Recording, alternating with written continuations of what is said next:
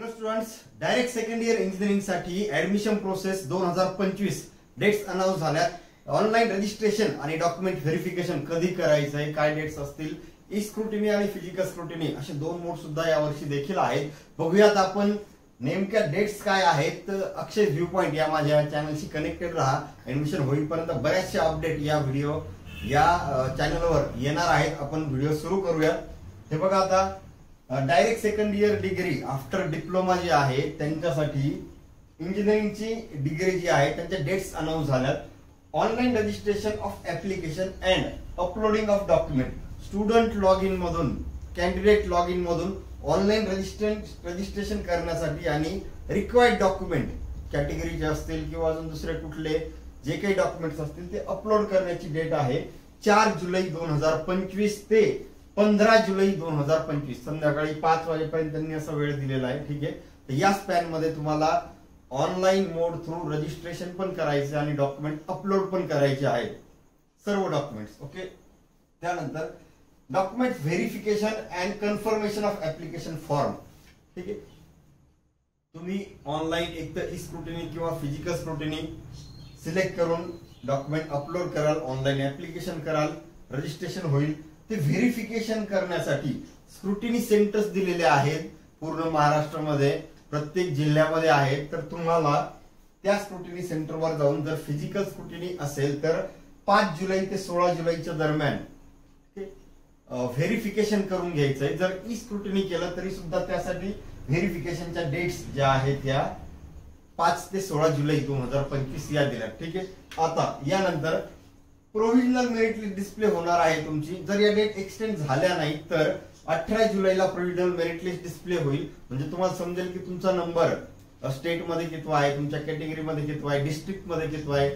त्यानंतर जर काही स्टुडंट कास्ट व्हॅलिडिटी असेल, नॉन क्रिमिलियर असेल किंवा अजून कुठलेही डॉक्युमेंट त्याची रिसिप्ट अपलोड करतायत ना, आणि अदर डॉक्युमेंट ओरिजिनल डॉक्युमेंट जर उशिरा आले त्यांचे रजिस्ट्रेशन प्रोसेस झाल्याच्या नंतर, तर त्यांना इथे ग्रीवियस पिरियड दिलाय. पहा, 19 जुलै ते 21 जुलै या 3-4 दिवसामध्ये तुम्हाला काय करायचंय की ग्रीवियन्स अप्लाय, म्हणजे एखादं मिस्टेक झाली असेल तुमच्याकडून, स्पेलिंग मिस्टेक असेल नावामध्ये, जे काही करेक्शन करायचं फॉर्म मध्ये, डॉक्युमेंट अपलोड परत एकदा करायचंय, करेक्टेड डॉक्युमेंट म्हणजे रिसिप्टच्या ऐवजी ओरिजिनल.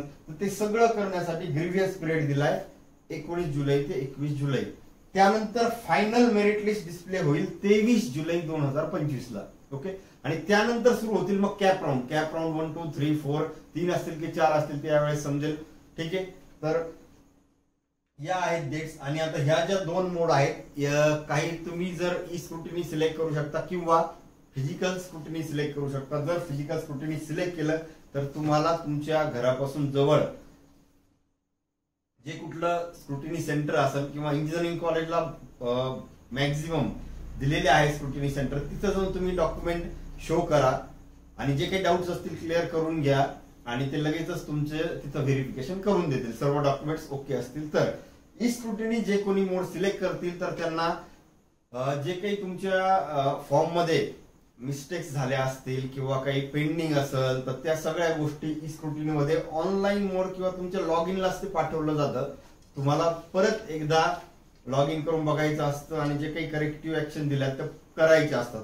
ठीक आहे, फिजिकल स्क्रुटिनी केलेलं बरं राहील असं मला वाटतं.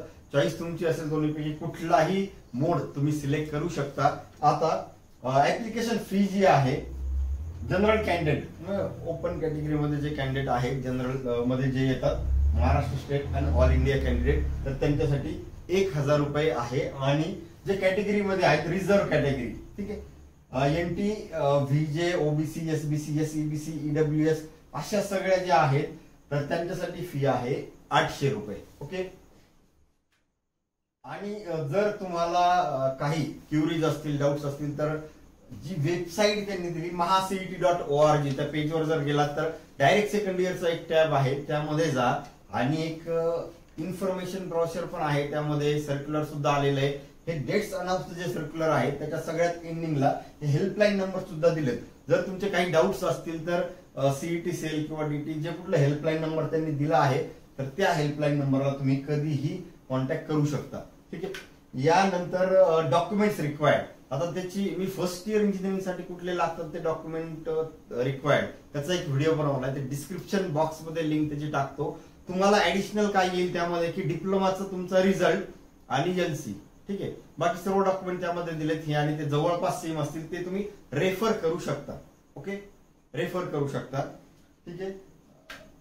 हा, आणि यानंतर ऍडमिशन प्रोसेस होईपर्यंत जेवढे काही व्हिडिओज मला बनवता येतील, काही अपडेट्स जे असतील ते तुमच्यापर्यंत मी या अक्षय व्ह्यू पॉइंट युट्यूब चॅनलच्या माध्यमातून घेऊन येण्याचा प्रयत्न करेल. कनेक्टेड राहा या चॅनलशी. एज्युकेशनल अपडेट आणि ऍडमिशन रिलेटेड अपडेट्ससाठी व्हिडिओ शेवटपर्यंत बघितल्याबद्दल थँक्स.